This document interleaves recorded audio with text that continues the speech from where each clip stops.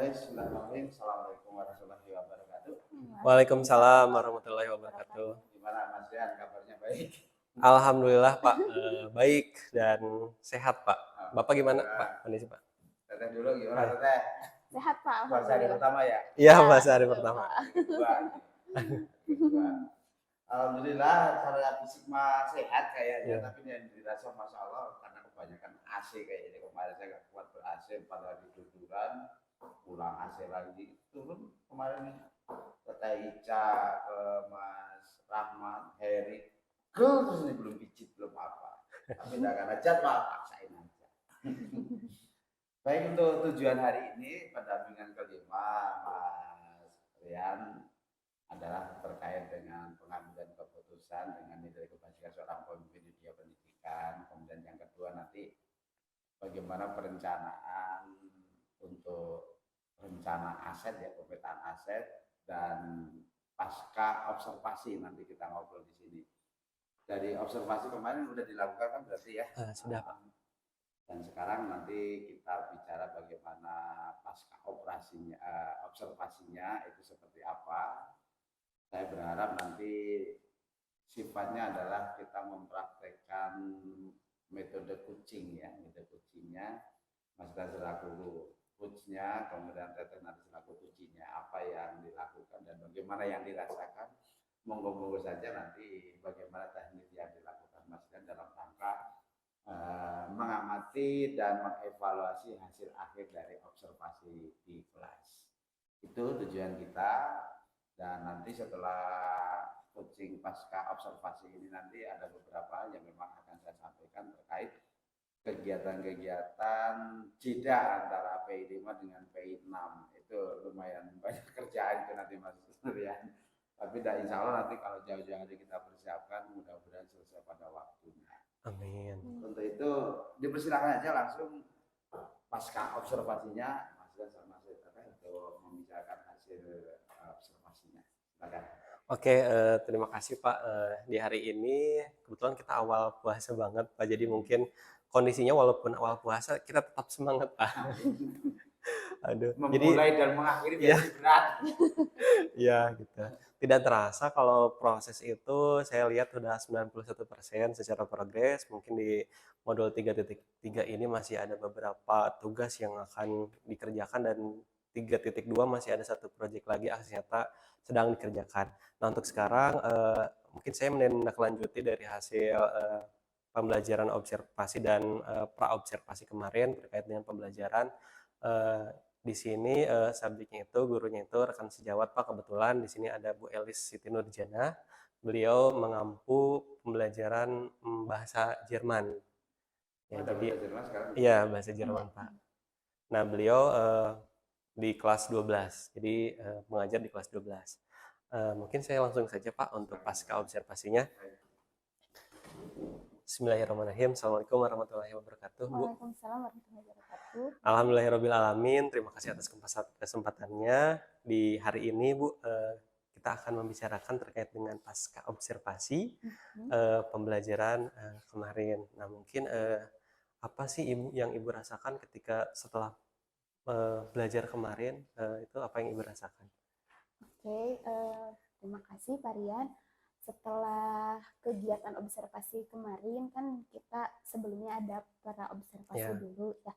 Jadi kita ada sharing terlebih dahulu tentang apa sih yang saya rencanakan untuk pembelajaran di kelas, dan begitu pun juga ada masukan-masukan dari Pak Rian selaku coach saya gitu. Jadi saya sangat semangat sekali untuk masuk ke kelas. Jadi ada input sebelum saya masuk ke kelas, oh ternyata untuk dalam satu pembelajaran itu ada langkah-langkah yang A, B, C, D yang harus ada gitu di sebuah kelas gitu.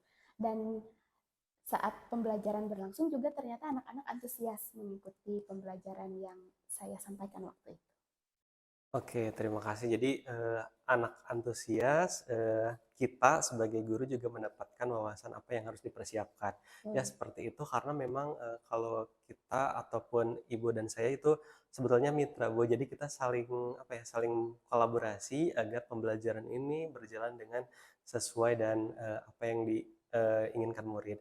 Nah mungkin ada mungkin beberapa catatan yang telah saya rangkum kemarin terkait dengan keaktifan, terus penilaian dan lain sebagainya. Itu kalau saya lihat memang sudah sesuai dengan rencana ataupun RPP yang telah Ibu buat. Nah, adapun mungkin saya ingin bertanya Bu terkait dengan tujuan yang Ibu harapkan terkait dengan hasil pembelajaran yang telah didapat itu seperti apa tujuannya? Oke. Di RPP-nya sendiri saya menulis dua tujuan, Ya. Pak. Yang pertama, siswa bisa membaca teks yang saya berikan, dan tujuan yang kedua itu anak bisa membuat sendiri teks tentang cita-cita tersebut gitu. Namun pada observasi kemarin memang yang tercapai baru satu tujuan, Pak, karena masih ada satu langkah lagi sebenarnya nanti akan dicapai di pertemuan berikutnya. Oke, jadi secara tujuan dari hasil pembelajaran kemarin, Ibu baru sampai di tahap pertama dan akan dilaksanakan ke tahap yang kedua. Oke, kalau kita identifikasi Bu, jadi semua siswa itu apakah memiliki pengetahuan yang sama atau tidak, atau memiliki apa ya, keterbatasan atau tingkat yang berbeda dari gaya belajar, misal, atau dari apapun itu terkait dengan perbedaan yang Ibu temukan di kelas. Oke. Tentunya Pak, dalam satu kelas itu kan anak-anak banyak karakternya ya Pak ya. Itu jadi untuk kemarin di tahap pertama saya memang masih menggunakan sistem klasikal ya Pak, karena membahas satu buah teks. Jadi saya ingin anak-anak fokus dulu di satu teks tersebut gitu. Nanti untuk tahap berikutnya saya memang berencana untuk melakukan pembagian kelompok, jadi anak-anak bisa lebih belajar dengan konsep berdiferensiasi seperti itu. Oke, jadi sudah menerapkan konsep berdiferensiasi ya Ibu. Jadi memang kalau kita lihat murid sendiri pasti memiliki sifat yang unik gitu ya. Tidak semuanya sama. Kalau kita garis besarkan semuanya sama itu. Tapi pada kenyataannya murid memang memiliki sesuatu yang berbeda, yang unik masing-masing. Ada yang suka bisa membaca dan lain sebagainya terkait dengan pembelajaran yang Ibu sampaikan kemarin di bagian pertama. Nah, kalau saya lihat Bu, kalau menurut Ibu gitu, dari skala itu ya, skala 1 sampai 100 atau skala 1 sampai 10 dari pembelajaran kemarin itu sampai dengan nanti di tahap kedua sekarang berapa, kemarin berapa, atau nanti yang Ibu harapkan berapa skalanya gitu? Untuk yang kemarin saya kasih skala 7 Pak. 1 dari 10 saya kasih nilai 7 untuk anak-anak ya. Karena memang pas di kelas saya mengambil teks dengan ada tambahan gambar untuk visualnya gitu, karena memang anaknya ada yang suka kinestetik, ada yang suka visual gitu. Jadi saya berikan teks tidak hanya berupa teks tapi ada tambahan gambar juga untuk bantuan pemahaman ke depan. Oke. Untuk nanti yang Ibu harapkan itu dapat di berapa ya setelah tadi 7 gitu kan? Oke, pastinya kalau yang saya harapkan ini nilai sempurna ya Kak, pengen 10 gitu harapannya. Tapi balik lagi ke kemampuan anak, mungkin tidak bisa secepat itu, apalagi untuk bahasa Jerman sendiri masih awam bagi anak-anak di sini gitu Pak. Harapannya bisa nilai 10 dengan kriteria yang saya catat di rubrik penilaian.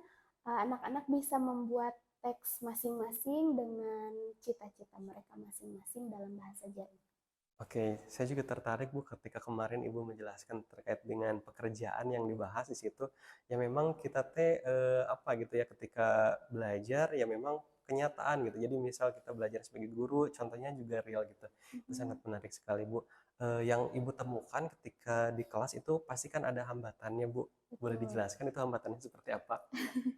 Hambatannya mungkin percaya diri anak masih kurang Pak.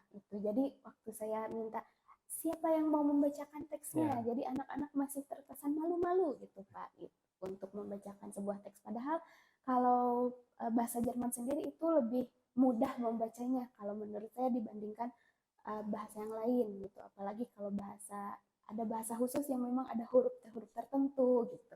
Kalau bahasa Jerman kan tulisannya Latin seperti bahasa Indonesia, jadi lebih mudah dibaca. Cuma balik lagi ke siswanya, mungkin ada yang masih malu atau ragu-ragu gitu Pak dalam mau membaca motivasi anaknya gitu Pak, masih kurang.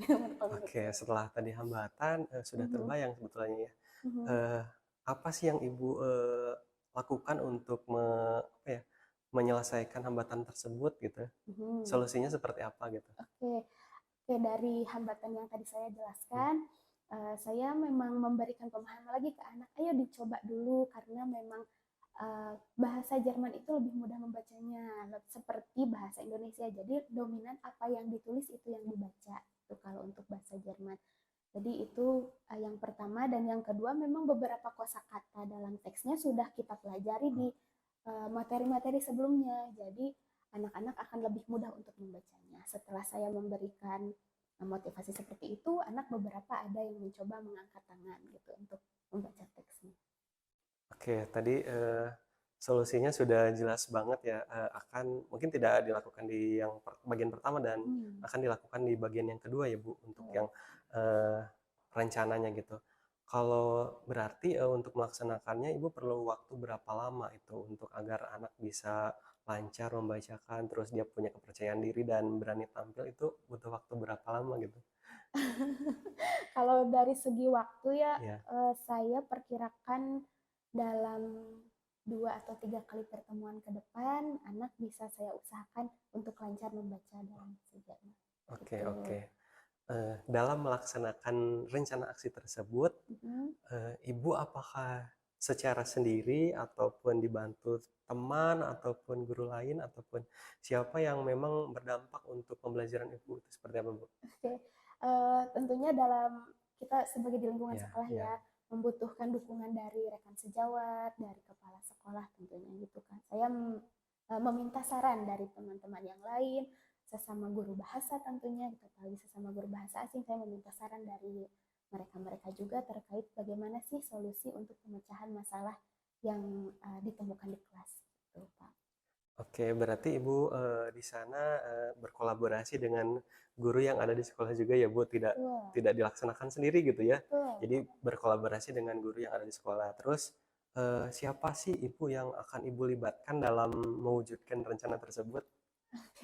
yang akan saya libatkan karena kebetulan saya MGMP di sini Ya. sendiri ya Pak, jadi saya akan melibatkan guru bahasa asing yang lain yang ada di sekolah saya dan tentunya Pak Rian sebagai coach saya mohon bimbingannya Pak, mohon masukan-masukan dan sarannya.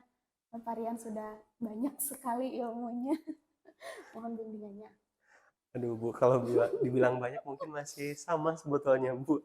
Cuman mungkin saya hanya punya gambaran sedikit. Jadi kita sama-sama berkolaborasi agar apa ya, kalau tujuan pendidikan kan mencerdaskan kehidupan bangsa. Kita sama-sama saja Bu. Jadi agar terlaksana pembelajaran yang baik dan yang tepat, kita berkolaborasi gitu. Jadi kita bisa menerima masukan satu sama lain. Oke, untuk tadi kan rencana aksinya sudah gitu ya. Untuk tanggung jawab mungkin ya seperti yang Ibu tadi sampaikan, Ibu melibatkan guru mata pelajaran MGMP bahasa asing. Nah, untuk durasi Bu, kita akan coba gitu ya perjelas lagi gitu untuk durasi pelaksanaan agar lebih jelas itu berapa waktu yang Ibu butuhkan agar nanti bisa kita ketika kita bertemu lagi Ibu sudah mencapai hasil yang Ibu harapkan. Oke, untuk durasi ya mungkin saya butuh perencanaan yang Ya. lebih baik lagi. Itu butuh perencanaan dan kolaborasi dari rekan-rekan MGMP saya. Mungkin dalam waktu 1 bulan kemudian, nah setelah Ramadan ini selesai, mungkin saya bisa langsung mempraktekkan apa yang telah saya rencanakan, apa yang telah saya diskusikan dengan teman MGMP tadi. Saya bisa masuk kembali nanti setelah kegiatan Ramadan. Oke, jadi dalam waktu 1 bulan, insya Allah kita akan bertemu lagi ya Bu. Insya Allah kita akan sharing-sharing lagi terkait dengan pembelajaran yang telah Ibu laksanakan. Saya sangat berharap sekali nanti di bagian kedua Ibu bisa mendapatkan hasil yang maksimal di pembelajaran yang telah Ibu tetapkan di rencana pembelajaran. Kita sudah ada di tahap akhir Bu, jadi proses pasca observasi saya rasa sudah cukup. Ibu juga sudah menemukan apa yang menjadi kendala dan sudah dapat memecahkan masalah secara mandiri gitu. Mungkin setelah diskusi ini Bu, apa sih yang ingin Ibu kembangkan ke depannya gitu, agar pembelajaran itu lebih bermakna lagi seperti apa? Oke, untuk itu saya inginnya lebih pembelajaran lebih mengarah ke siswa gitu. Jadi tidak selalu guru yang menjadi pusat pembelajaran gitu. Saya ingin lebih siswa yang berperan aktif dalam pembelajaran itu sendiri, guru hanya sebagai fasilitator, mengarahkan dan membimbing anak agar tujuan pembelajaran bisa tercapai. Oke, kalau untuk kompetensi apa yang ingin Ibu kembangkan? Kalau untuk kompetensi, saya ingin lebih mengembangkan kompetensi dari segi komunikasi bahasa. Jadi anak-anak tidak hanya bisa komunikasi lewat tulisan, tapi juga bisa berbicara langsung dengan temannya menggunakan bahasa. Wah, menarik sekali ya Bu. Mudah-mudahan dalam satu waktu, 1 bulan ke depan, proses yang tadi Ibu harapkan itu bisa sangat berdampak dan dirasakan oleh siswa-siswi ya Bu. Saya ucapkan terima kasih untuk pasca observasinya. Semoga kita bisa bersilaturahmi lagi Bu di pertemuan yang akan datang. Saya tutup ya Bu ya. Terima kasih. Assalamualaikum warahmatullahi wabarakatuh. Waalaikumsalam Waalaikumsalam. warahmatullahi wabarakatuh. Terima kasih Pak. Teknis untuk pasca observasi Ya. ini saya menikmati sekali. Jadi apa namanya, di dalam coaching ini memang diupayakan seperti inilah kayak gitu. Jadi antara coaching dengan coaching itu tidak seperti seakan-akan terdakwa dan yang mendakwa kayak gitu. Jadi mengalir dengan sendirinya. Coaching itu sudah menggunakan ya kata dan pertanyaan-pertanyaan yang memang sebetulnya mampu menggali apa yang dirasakan oleh coaching, teknis selaku coachingnya yang gitu. Jadi mungkin ada hal yang terlupakan, dipancing lagi, yang pada akhirnya nanti teknis itu menyadari, oh saya kayaknya kepingin begini, kayaknya kepingin begitu. Selama tidak ada pembicaraan, kayaknya kita itu merasa ya udahlah kayak gitu loh. Tapi ketika ada pembicaraan, akhirnya kita mengingat-ingat, merefleksi diri bahwa kita itu memang sebagai guru itu belum sempurna. Artinya ingin lebih baik lagi, lebih baik lagi. Sekalipun pada saat mengajar kita sudah merasa pede. Saya mengajar sudah dengan baik, saya sudah merencanakan hal-hal yang memang harus saya sampaikan di kelas nanti seperti apa. Tapi ketika tidak ada yang bertanya kan kita merasa biasa weh gitu gini. Tapi ketika ada proses, ada observasi kayak gini, kemudian ada hasil observasinya, kemudian dibadamikan, hasil sudah panggilan gitu, diobrolin, kan gimana tadi RP-nya ingat nggak, ada yang kelewat apa enggak, seakan-akan kita diingatkan ke arah itu. Dan sepanjang sejauh saya jadi guru itu, apalagi saya guru IPS, kalau ngajar itu kadang-kadang malah lepas dari RPP. Kenapa? Karena kondisi yang saya rencanakan itu berbeda dengan kondisi real di kelasnya. Sehingga kalau mata pelajaran IPS kayak saya PPK ini, aduh ini mah nggak bener kalau ngajar hanya ilmu pengetahuan, istilah kognitifnya wah nggak bener, harus pembinaan dulu gitu. Kenapa? Karena materinya adalah karakter. Kalau saya PPK ke pembinaan karakter. Tapi kalau model kayak bahasa, kalau Mas Brian multimedia itu anak, ya ini menurut saya sih kayak gitu, karena kan pasangka-sangka orang sih. Wah, pelajaran Pak enak menggiring anak, karena ada substansi tertentu yang memang anak harus menguasai gitu gini. Kayak bahasa Jerman. Nah, kayak bahasa Jerman kan apa namanya,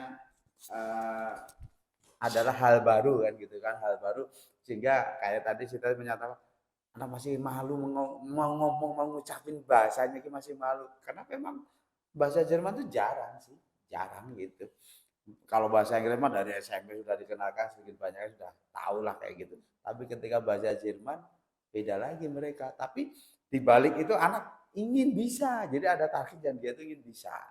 Di multimedia sama.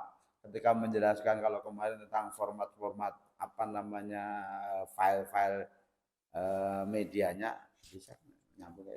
File-file medianya kita harus gimana kan? Anak harus fokus. Beda dengan saya PPKN gitu. Jadi ini mah nggak benar kalau diterusin, pembinaan lagi. Dan itu merasa saya pribadi lah karting lah, saya nggak sesuai dengan materinya dan sebagainya. Tapi ketika ada observer kan mengingatkan, dengan mengingatkan bukan tadi Anda kelewat ini, nggak gitu. Tadi gimana kan gitu kan. Jadi bahasanya supaya kita itu merefleksi diri kita sendiri ketika di depan kelas, apa yang seharusnya kita lakukan dan apa yang seharusnya tidak kita lakukan. Nah itu terkait di PMM, ada RH-nya nggak kemarin? Observasi sudah belum di PMM? Belum Pak, Belum. belum. Nah, observasi PMMK secara lini masa kan idealnya di bulan Maret, tapi di Sudah kalender Pak, sudah, yang sudah, observasi PMM ya ya, sudah, ya. Kan di situ kan ada rubriknya ya. yang harus dilakukan dan tidak dilakukan. Nah, di situ kan akhirnya kita ini hasilnya kayak gini. Nah, saling mengingatkan. Itu yang kita harapkan bahwasanya dalam proses observasi itu kalau zaman dulu mah ini seperti lesson study lah kayak gitu. Jadi bukan gurunya yang diamati, tapi sebetulnya perkembangan tingkat fokus anak atau konsentrasinya pada saat pembelajaran itu gimana, terus pada saat itu kedepannya mau dibagaimanakan. Nah, tadi saya menyimak materi, kayaknya minggu depan saya mau yang periode 2 mau dibeginikan lah, kemarin kan masih seperti ini. Kan ada evaluasi sendiri, oh kemarin itu hasilnya seperti ini, ke depan saya mau seperti itu. Nah itu bagian dari sebuah langkah yang terbaik bagi anak-anak kita di kelas. Kemarin masih belum berani, sedikit ada yang berani lah minggu depan supaya berani harus dibagaimanakan. Nah, TLC sudah punya apa namanya strategi tersendiri untuk kedepannya. Kemudian untuk Mas Rian sendiri selaku coach sudah bagus. Artinya kalimat atau kata yang dipakai itu sudah kalimat-kalimat bagus sehingga mudah ditangkap oleh coach sendiri yang oh ini maksudnya ke sini gitu. Nah, ini memilih kata ataupun pertanyaan-pertanyaan itu kalau tidak terbiasa apa ya kikuk artinya ganggu nanti multi persepsi saya nanyanya A dijawabnya malah B atau C. Tapi kalau pilihan katanya sudah bagus yang apa namanya diberikan semacam pernyataan atau pertanyaan kan langsung bisa menangkap sehingga terjadi interaksi yang kalau bahasa saya itu nyambung, tidak ada ini maksudnya gimana ya, nggak ada kata-kata kayak gitu dari tadi saya nyimak tidak. Kadang-kadang kalau ngobrol ini maksudnya gimana saya belum paham, artinya kalimat atau kata yang dipilih oleh coach terhadap yang di-coachi belum match gitu. Nah tadi tidak ada kata-kata yang gitu supaya diulang pertanyaan gimana saya nggak paham, nggak ada yang kayak gitu. Jadi menurut saya teknik coaching yang dilakukan Mas Rian ini sudah bagus sekali, tinggal nanti jam terbang kembali lagi segala sesuatu itu bagaimana kita pembiasaan.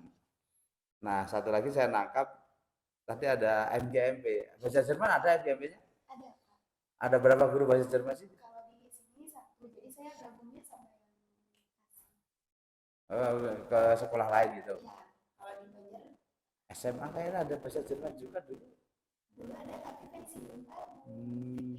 Karena pada angkatan saya pertama itu 2003 itu sebetulnya tidak ada jurusan bahasa Jerman tapi Banjar mengangkat guru bahasa Jerman lucu ini saya ngajar apa karena dulu itu angkatan pertama masih kacau guru bahasa Arab dan jadi guru PAI itu terjadi 2003 jadi mentang-mentang wah ini jadi tarbiyah tapi ada jurusan bahasa Arab bukan tarbiyahnya kan beda bahasa Arab itu bahasa kalau tarbiyah memang guru agama tapi guru ada guru bahasa Arab suruh ngajar PAI karena belum tahu pemisahannya tahun pertama kota Banjar tuh kayak gitu lucu pokoknya tapi waktu itu yang tarbiyah itu yang guru bahasa Arab suruh ngajar tarbiyah itu di SMA 2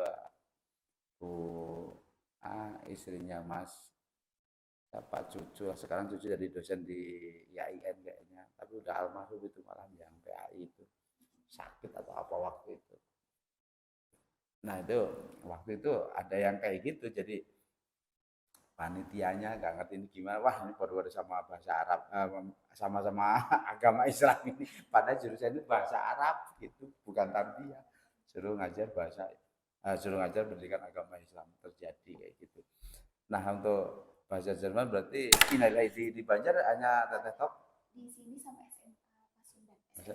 SMK Pasundan situ ya SMK Pasundan MGM berarti ikutnya ke Tasik. Oh iya dah SMA kan provinsi Kota Banjar. Saya ingatnya ini Kota Banjar aja. Iya KCD kok ya beneran ikutnya KCD 13. Oke itu saja statement dari saya dan menurut Mas Rian sendiri bagaimana apa yang sudah dilakukan ini sudah bagus atau belum gitu? Yang dirasakan pembicaraan ini.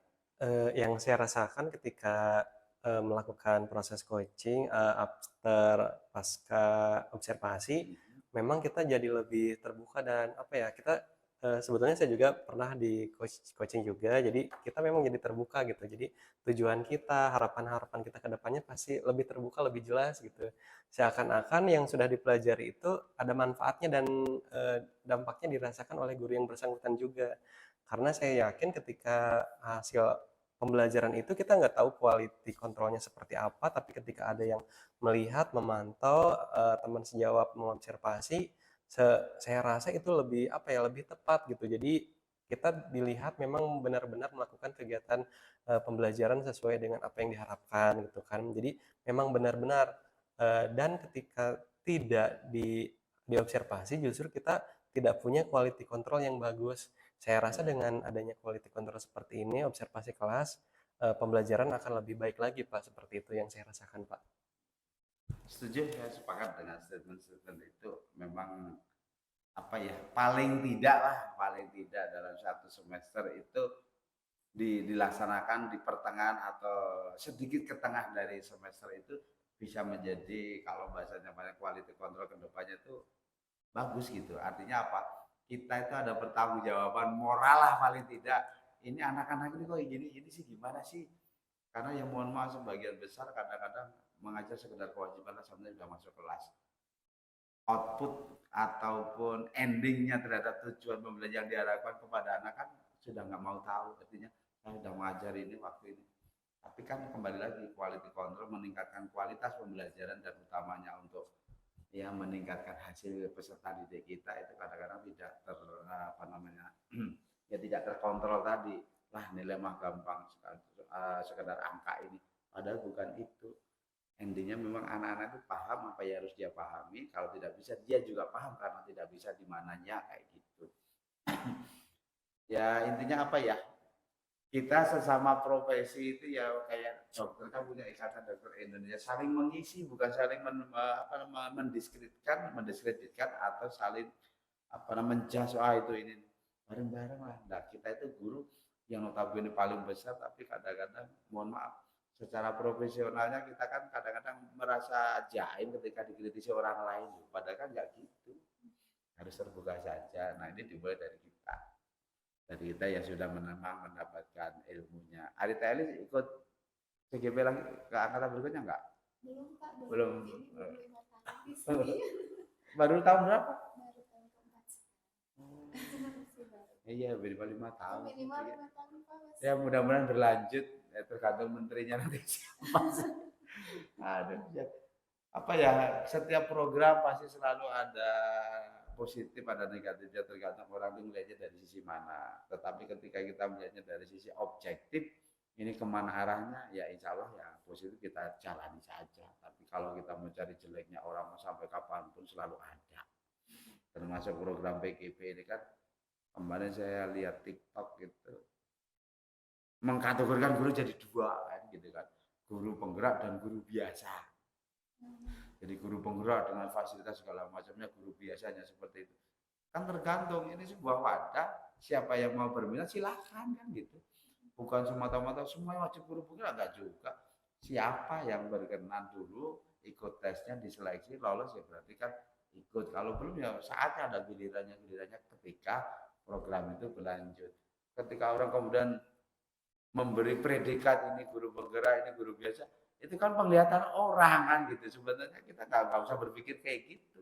Bagaimana kebijakan, ketika kebijakannya memberikan prioritas kepada guru penggerak, kalau menurut saya juga enjoy saja. Kenapa? Dan mereka secara apa namanya, secara realita memang punya kesempatan yang berbeda gitu. Kayak saya PP, saya nggak punya hak apa-apa, malah lebih tinggi di CGP-nya. Karena CGP itu memang dididik untuk menjadi pemimpin pembelajar.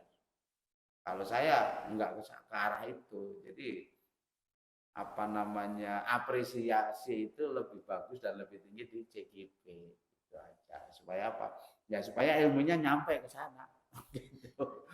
Tapi kalau apa namanya kemudian orang berpikir, wah guru penggerak diistimewakan, ya wajar-wajar saja, pemerintah yang buat kebijakan kayak gitu ketika diistimewakan ya itu mah kewenangan beliau-beliau ini. Kemudian CGP itu hak CGP, biarin aja, tidak perlu apa ya namanya kalau bahasa ngetrennya apa ya, cemburu atau apapun namanya itulah, itu kesampingkan saja. Yang penting ada CGV berarti ada tempat kita yang misalnya kalau saya guru biasa ada tempat untuk bertanya, untuk berkolaborasi dalam momen-momen tertentu. Kedepannya kan kebijakan selalu berubah, perubahan itu selalu abadi, selalu berubah gitu. Itu saja mungkin Mas Rian, Elis, komentar dari saya. Mudah-mudahan nanti bisa apa namanya diterusin lagi di momen-momen keseharian, artinya keseharian ya ada CGV ataupun tidak kita bisa biasakan itu. Ya ngobrol-ngobrol ringan di sini gitu aja. Itu terima kasih sekali lagi. Dan untuk Mas Rian ini nanti setelah nanti lokal selesai itu jeda antara P5 dengan P6 itu ada tugas satu, nanti penjenengan survei 360 derajat kayak dulu formatnya itu 1 kepala sekolah, 5 teman sejawat, 5 siswa. Nah, nanti diinput lagi ke LMS. Yang kedua, nanti Mas Rian mengisi refleksi. Nanti formatnya saya set lah. Refleksi dari diri sendiri terkait kegiatan sampai detik inilah, sampai P6 apa yang dirasakan itu ada refleksi. Kemudian yang ketiga mengadakan pemetaan aset. Dan nanti Mas Rian nanti ngundang teman-teman di sini, komite, terus orang tua siswa, meren, gitu. Nanti diadakan rapat terkait dengan apa namanya menganalisis aset di SMK ini, aset apa saja, mau aspek sosialnya, finansialnya, ada 7 aset itu diobrolkan, didiskusikan, nanti dibuat notulennya, dibuat dokumentasinya. Daftar hadirnya juga jangan lupa karena itu diupload. Jadi silakan mengundang misalnya ada orang tua atau guru lah, teman guru anaknya di sini, anggap aja waktu ada orang tua diajak ngobrol, jangan dibikin ribet ini, kayak gitu, jangan dibikin ribet. Kemudian aset sudah, 360 derajat sudah. Ada satu lagi. Nah, mungkin nanti kita rencana suatu saat kita kumpul Mas, membicarakan kalau K7-nya nanti mau desainnya kayak apalah gitu. Kalau kita ngeliat kemarin yang lo kan belum Pak, belum. Kebetulan kemarin ada kegiatan ke Bandung. Jadi saya melihat 2 kali waktu angkatan 6 dan angkatan 8 desainnya itu masih statis kayak gitu. Nah, kita nanti diupayakan sedikit dinamis itu seperti apalah kayak gitu. Nah, kemarin saya lihat kayak misalnya monitor sudah ada monitor banyak banget, tapi monitornya diam, hanya tulisan toh gitu. Nah, saya kira video yang aksi nyata itu langsung nyalain aja biar dilihat orang gitu. Ketika nanti orang mau berhenti tinggal tekan space terus mau ngapain, aksi nyata nyalain bisa milih kayak gitu. Jangan distatuskan cuma tulisan aja.